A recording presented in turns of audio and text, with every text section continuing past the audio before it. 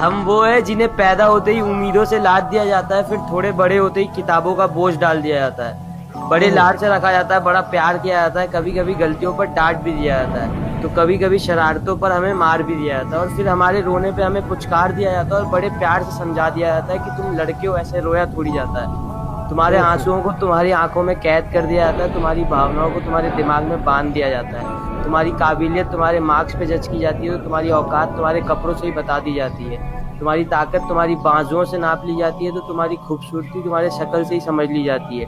तुम्हारी नाकामयाबी पर तुम पर हंसा जाता है, तो तुम्हारी सफलता पर किस्मत का टैग लगा दिया जाता है, तुम्हारे प्यार को कितना इजीली चुतियापा कह दिया जाता है, तो तुम्हारी की गई चीज़ों को पागलपन समझ लिया जाता है, तुम्हारे दिल टूटने पर हाथ में मदिरा थमा दिया जाता है, तो तुम्हारे अधूरे प्यार को कटवा लिया का टैग दे दिया जाता है, तुम्हारे फीलिंग्स का गला घोट दिया जाता है, तुम्हारे इमोशंस को फांसी पर चढ़ा दिया जाता है, और बड़ी सरलता के साथ कह दिया जाता है कि तुम लड़के हो, ऐसे टूटा थोड़ी जाता है।